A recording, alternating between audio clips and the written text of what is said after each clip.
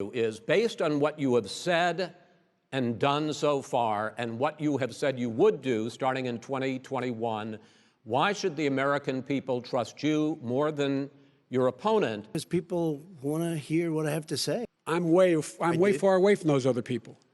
That's what he said. I'm going to be okay. He's not worried about you. He's not worried about the people out there breathing in one another. We've had no. Well, he wants to shut down this country, and I want to keep it open. And he sits on his golf course, and I mean, literally, think about it. You probably play more than I do, Joe. What about the? Because people like this would rather make it political than save lives. See, but I don't trust him at all, nor do you. I know you don't. Well, it's just fake news. They give you good press. They give me bad press because that's the way it is. Well, it is what it is because you are who you are. That's why it is.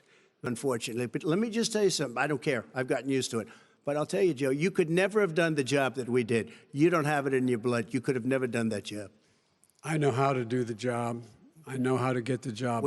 Are you in favor of law and order? I'm in favor of law. You follow it. Are you in favor of law and order? Go yes, ahead. I'm in favor. You asked a question, let him finish. My son, wait a minute, Joe. Let me shut you down for a second, Joe, just for 1 second. And also, while we're at it, why is it, just out of curiosity, a specific question, which is... let me tell you... I understand all of that. I understand all of that. No, Mr. President, go ahead. I'm asking you a question. But if you want to answer about something else, go ahead. But I think that the country would be better served if we allowed both people to speak with fewer interruptions. I'm appealing to you, sir, to do that. Well, and him too. Well, frankly, you've been doing more interrupting than he has. That's all right, but he does plenty.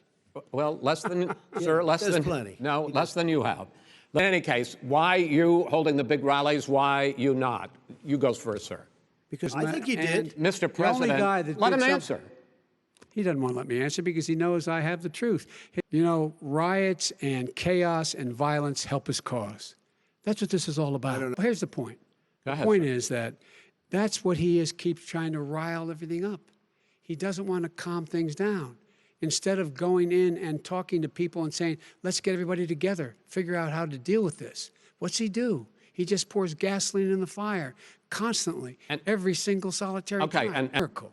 And by the way, maybe you could inject some bleach in your arm, and that would take care of it. You graduated either the lowest or almost the lowest in your class. Don't ever use the word smart with me. Don't ever use that word. Oh, give me a break. Because you know what? There's nothing smart about you, Joe. 40. Would you shut up, man? Listen, who is on your list, Joe? Who's on your list? Right. Gentlemen, this is so unprecedented. He's going to pack the court. I'm not going to give a list. We have ended this segment. We're going to move on to the second segment. Look, what are you saying? I'm willing to do anything. I want to see peace. Then do it, sir. Say it. Do it. Say it. China. This is the same man. That was said sarcastically. That was, you know that. That was said sarcastically. And so here's none of that is true. Let him answer. None of that is true. Oh, really? He didn't get Mr. President, Mr. President, please. Totally discredited.